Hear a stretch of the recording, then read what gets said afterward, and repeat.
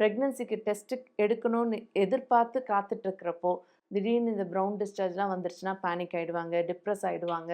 Negative ஆயிடுச்சு போல இருக்கு அப்படின்னு நினச்சிட்டு டிஜெக்ட் ஆயிட்டு அப்படியே விட்டுடுவாங்க. பீரியட்ஸ் அப்போ கை, கால் அசதி, பயங்கரமான வயிறுல கிராம்ப்ஸு அந்த மாரிலாம் சில பேருக்கு இருக்கும். ஆனா இம்ப்ளான்டேஷன் ப்ளீட் ஆகுறப்போ, எந்த விதமான disturbances or discomforts or cramps எதுவுமே இருக்காது. இம்ப்ளான்டேஷன் ப்ளீடுன்றது பீரியட் மிஸ் பண்றதுக்கு 1 ஆர் 2 டேஸ் முன்னாடி வரும். ஆனா ஒன்ஸ் கன்ஃபார்ம் ஆயிட்டு பாசிட்டிவ் ஆனதுக்கப்புறம் உடனே ப்ளீட் ஆகுது அப்படின்னா, அது early pregnancy bleeding, ectopic pregnancy, டியூப்ல பிரெக்னன்சி ஃபார்ம் ஆயிருந்து அது ஏதாவது டிஸ்டர்ப் ஆகுது, வெடிக்க போகுதுன்னா, இந்த மாரி severe bleeding and lower abdominal pain வரும். It's a medical emergency. இம்மீடியட்டா டாக்டர நீங்க பார்க்கணும்.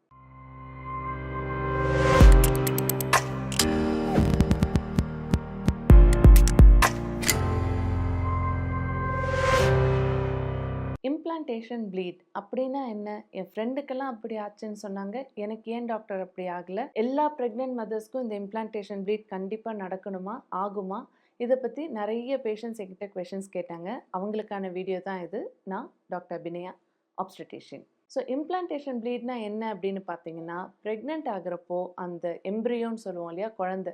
வயித்துல யூட்ரஸ்ல போய் ஒட்டுறப்போ சில பேருக்கு லிட்டில் பிட் ஆஃப் ப்ளீடிங் நடக்கும். ஸோ அது வந்து வெளியில வரும். அந்த ப்ளீட வந்து சில மதர்ஸ் நோட்டீஸ் கூட பண்ண மாட்டாங்க. அப்படி ஒண்ணு நடந்ததே தெரியாது.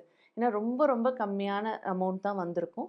சில பேருக்கு கொஞ்சம் சிக்னிஃபிகன்ட்டா அவங்களுக்கு கையில பார்க்குற மாதிரி இருக்கும். அது மோஸ்ட்லி பிங்க் கலர்லயோ, இல்ல ப்ரௌனிஷ் லைட் ப்ரௌனிஷ் டிஸ்சார்ஜ் மாதிரி இருக்கும். ஒயிட் டிஸ்சார்ஜ்லயே ஒரு பிங்க் லைன் வந்த மாதிரி கூட இருக்கும். ரொம்ப ரொம்ப இன்சிக்னிஃபிகன்ட் அமௌண்ட் ஆஃப் ப்ளீட் இருக்கும். 1 ஆர் 2 டேஸ்க்கு இருக்கும். ஒரு கிராம்ப்ஸோ இல்ல அந்த மாரி எந்த அசோசியேட்டட் சிம்ப்டம்ஸ் எதுவுமே இருக்காது. லோயர் அப்டாமினல் பெயின், கிராம்ப்ஸ் அந்த மாரிலாம் ஒண்ணும் வரணும்னு அவசியம் இல்ல. அதே மாரி அவங்க பீரியட் மிஸ் பண்றதுக்கு ஒரு 3, 4 டேஸ் முன்னாடி, ஃபார் எக்ஸாம்பிள் 30 டேஸ் சைக்கிள் இருக்கவங்களுக்கு ஒரு 27த் டே, 28த் டே இந்த மாதிரி 1 or 2 days of bleeding or spotting ஆகும். இதத்தான் நம்ம இம்ப்ளான்டேஷன் ப்ளீட் அப்படின்னு சொல்லுவோம். இது எல்லாருக்குமே நடக்குமா? அவசியமே இல்ல. சில பேருக்கு அது நடக்கிறதே தெரியாமயே போயிடும். அந்த அளவுக்கு அது ஸ்கேன்டியா இருக்கும். சில பேருக்கு சுத்தமா ஒண்ணும் வராது. கம்பல்சரி எல்லா பிரெக்னன்ட் மதர்ஸுக்கும் அந்த இம்ப்ளான்டேஷன் ப்ளீட் இருக்கணும். அது தெரியணும்ன்றது அவசியம் கிடையாது. இன்கேஸ் அப்படி ஆச்சுன்னா, அதுக்கு இது ரீசனா இருக்கலாமேன்னு சொல்லலாமே தவிர, இதுதான் கண்டிப்பா எல்லா பிரெக்னன்ட் மதர்ஸுக்கும் ஆகுன்றது நம்ம சொல்ல முடியாது. இது நம்ம ஏன் தெரிஞ்சுக்கணும் அப்படின்னு பார்த்தீங்கன்னா, எஸ்பெஷலி ட்ரீட்மெண்ட்ல இருக்கிறவங்க, பிரெக்னன்சிக்கு டெஸ்ட்டு எடுக்கணும்னு எதிர்பார்த்து காத்துட்ருக்கிறப்போ, திடீர்னு இந்த ப்ரவுன் டிஸ்சார்ஜ்லாம் வந்துருச்சுன்னா பேனிக் ஆயிடுவாங்க, டிப்ரஸ் ஆயிடுவாங்க. நெகட்டிவ் ஆயிடுச்சு போல இருக்கு அப்படின்னு நினச்சிட்டு டிஜெக்ட் ஆயிட்டு அப்படியே விட்டுடுவாங்க. வெயிட் ஃபார் குட் ஃப்ளோ அதுதான் என்னோட அட்வைஸ். உங்களுக்கு வந்து லேசா ஸ்பாட்டிங் ஆயிடுச்சு. ஆனா, அதுக்கப்புறம் தானா நின்னுடுச்சுன்னா, still you can check for your pregnancy. எப்போ உங்க டாக்டர் குடுத்துருக்காங்களோ, அந்த டைம்ல நீங்க செக் பண்ணி பார்க்கலாம். இல்ல, இந்த 1 ஆர் 2 டேஸ் ஆஃப் ஸ்பாட்டிங் ஆச்சு. அந்த ஸ்பாட்டிங் நின்னு 1 ஆர் 2 டேஸ்ல ஃப்ளோ கொஞ்சம் கொஞ்சமா இன்க்ரீஸ் ஆயிடுச்சுன்னா, தென் இட் இஸ் பிரெக்னன்சி நெகட்டிவா இருக்குன்றத நீங்க கன்க்ளூட் பண்ணிக்கலாம். So it is very important to differentiate between regular periods and implantation bleed. Regular periods உங்களுக்கு எப்படி இருக்கும்?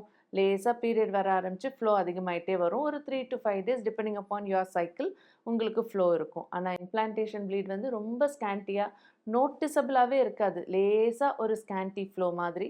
இல்ல சில டைம் கொஞ்சம் அதிகமா, கொஞ்சம் கையில பார்க்குற மாதிரி. அது 1 ஆர் 2 டேஸ்க்கு இருக்கும். அதே மாரி பீரியட்ஸ் அப்போ கை, கால் அசதி, பயங்கரமான வயிறுல கிராம்ப்ஸு அந்த மாரிலாம் சில பேருக்கு இருக்கும். ஆனா இம்ப்ளான்டேஷன் ப்ளீட் ஆகுறப்போ எந்த விதமான disturbances or discomforts or cramps எதுவுமே இருக்காது.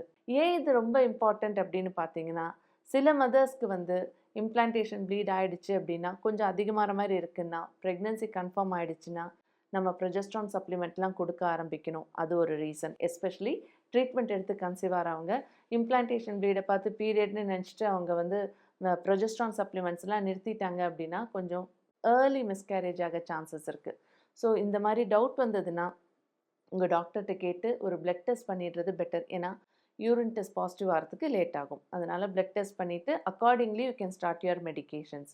இன்னொன்னு, இந்த அன்பிளான்டு பிரெக்னன்சில இருப்பாங்க இல்லையா? எதிரே பார்க்காத அவங்களுக்கு இந்த மாரி இம்ப்ளான்டேஷன் ப்ளீட் ஆயிருக்கும். பட் அவங்க அது அப்பா இது பீரியட்ஸ்ன்னு நெனச்சு இக்னோர் பண்ணிட்டாங்கன்னா, அடுத்த மாசம் அவங்களுக்கு பீரியட் வராம போயிடுச்சு. ரொம்ப கிடினஸ் இருக்கு. ரொம்ப டயர்டா இருக்கு.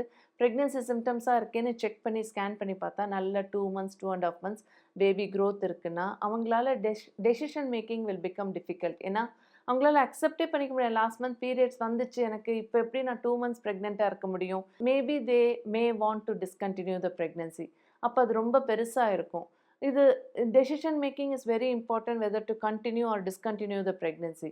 அதனால உங்களுக்கு இந்த மாரிலாம் டவுட் இருக்கு. எப்பவும் வர பீரியட் திடீர்னு ரொம்ப ஸ்கேன்டியா 1 ஆர் 2 டேஸ்க்கு வந்ததும் தெரியல, போனதும் தெரியல. அந்த மாரி டவுட் இருக்கு அப்படின்னா, நீங்க பிரெக்னன்ட்டா இருக்கீங்களான்றத ஒரு தடவ செக் பண்ணிக்கிறது. அதுக்கப்புறம் டெசிஷன் எடுக்கிறது உங்க விருப்பம். ஸோ இம்ப்ளான்டேஷன் ப்ளீட் எல்லாருக்குமே வராது. அது வந்தா அது ஒரு பெரிய பெரிய ஒரு பாசிட்டிவ் சைனும் கிடையாது. எல்லாருக்கும் வரணுன்றதும் கம்பல்சரி கிடையாது. ஸோ இம்ப்ளான்டேஷன் ப்ளீட் எல்லாருக்கும் வரணுன்றது அவசியம் இல்லைன்னு சொன்ன மாதிரி, இம்ப்ளான்டேஷன் ப்ளீட் ஆனதுக்கப்புறம் நாங்க எப்ப செக் பண்ணலாம் டாக்டர் அப்படின்னு சில டவுட்ஸ் வரும். ஸோ இம்ப்ளான்டேஷன் ப்ளீட் மாரி நீங்க ஏதாவது பீரியட்ஸ் எதிர்பார்க்கறதுக்கு 2, 3 டேஸ் முன்னாடி உங்களுக்கு லைட்டா ஸ்பாட் ஆகுது. ஆனா அதுக்கப்புறம் சுத்தமா பீரியட்ஸ் இல்லன்னா, ஆஸ் யூசுவல் நீங்க 3, 4 டேஸ் கழிச்சு கண்டிப்பா நீங்க பிரெக்னன்சி செக் பண்ணலாம். ரொம்ப அவசரமா செக் பண்ணணும், எனக்கு இது பாசிட்டிவா, நெகட்டிவான்னு தெரியணும்னு இருந்ததுன்னா, யூரின் டெஸ்ட்ட விட பிளட் டெஸ்ட் பெட்டர். பிளட் டெஸ்ட்ல பீட்டா ஹெச்சிஜின்ற பிளட் டெஸ்ட் எடுத்து பார்த்துட்டீங்கன்னா, உங்களுக்கு பிரெக்னன்ட்டா இல்லையான்றது கன்ஃபார்ம்டா தெரிஞ்சிரும். ப்ளஸ் இம்ப்ளான்டேஷன் ப்ளீடிங்க்கும் ஏர்லி ப்ரெக்னன்சி ப்ளீடிங்க்கும் டிஃப்ரென்ஸ் இருக்குது. இம்ப்ளான்டேஷன் ப்ளீடுன்றது பீரியட் மிஸ் பண்ணுறதுக்கு 1 ஆர் 2 டேஸ் முன்னாடி வரும். ஆனால் ஒன்ஸ் கன்ஃபார்ம் ஆகிட்டு பாசிட்டிவ் ஆனதுக்கப்புறம் உடனே ப்ளீட் ஆகுது அப்படின்னா அது ஏர்லி ப்ரெக்னன்சி ப்ளீடிங். அதையும் நீங்கள் உடனே டாக்டரை பார்த்தீங்கன்னா ப்ரொஜெஸ்ட்ரான் சப்ளிமெண்ட்ஸ் எல்லாம் கொடுத்து அந்த ப்ளீடிங்கை ஸ்டாப் பண்ணுவாங்க. த்ரெட்டன்டு மிஸ்கேரேஜ், அதாவது மிஸ்கேரேஜ் ஆக போகுதுன்னு உங்களுக்கு பயம் இருக்கிற, அதை பயம் காமிக்கிறது பாடி, அந்த மாதிரி கண்டிஷன்லலாம் ரெஸ்ட்டில் எடுக்க சொல்லுவோம். கொஞ்சம் ப்ரொஜெஸ்ட்ரான் சப்ளிமெண்ட்ஸ் எல்லாம் கொடுப்போம். டேப்லெட்ஸ், இன்ஜெக்ஷன்ஸ் எல்லாம் கொடுப்போம். To just maintain the pregnancy, கொஞ்சம் உங்கள் ப்ரெக்னன்சியை ஸ்ட்ரென்தன் ஆக்கிறதுக்காக கொடுக்கறது அது. ஸோ அது entirely different issue. Early pregnancy bleed is completely different from implantation bleed. Implantation bleed doesn't require any treatment, but early pregnancy bleeding requires intervention. Especially when the bleeding is too much. Early pregnancy la konja heavy bleed irukku, severe lower abdominal pain, shoulder pain oda ungalku varudhu அப்படின்னா as soon as possible நீங்கள் உங்கள் டாக்டரை பார்க்கணும். ஏன்னா ectopic pregnancy, டியூப்ல pregnancy form ஆயிருந்து அது ஏதாவது டிஸ்டர்ப் ஆகுது, வெடிக்க போகுதுன்னா இந்த மாதிரி severe bleeding and lower abdominal pain வரும். It's a medical emergency. இமீடியட்டாக டாக்டரை நீங்கள் பார்க்கணும். ஸோ உங்களுக்கு இந்த ப்ரெக்னன்சி பிஃபோர் அண்ட் ஆஃப்டர் ப்ரெக்னன்சியில் இருக்க ப்ளீடிங் பற்றின ஏதாவது டவுட்ஸ் இருக்குது, கன்ஃபியூஷன்ஸ் இருக்குது அப்படின்னா கமெண்ட் பண்ணுங்கள். கண்டிப்பாக நான் ஆன்சர் பண்ணுறேன். ப்ரெக்னன்சின்றது நார்மலாக நடக்கிற ஒரு ஃபிசியோலாஜிக்கல் திங் தானே டாக்டர். நாங்கள் அதுக்காக டெலிவரிக்கு ரெடி ஆகுறப்போ ஹோம் பர்த் ஆப்ஷன்ஸ் இருக்கா, வீட்டிலையே டெலிவரி பண்ணிக்கலாமா, அப்படி பண்ணணுன்னா நாங்கள் எப்படி ப்ரிப்பேர் ஆகணும், அதில் இருக்கிற அட்வான்டேஜ் என்ன, டிஸ்அட்வான்டேஜ் என்ன, நம்ம அப்கமிங் வீடியோஸில் பார்க்கலாமா?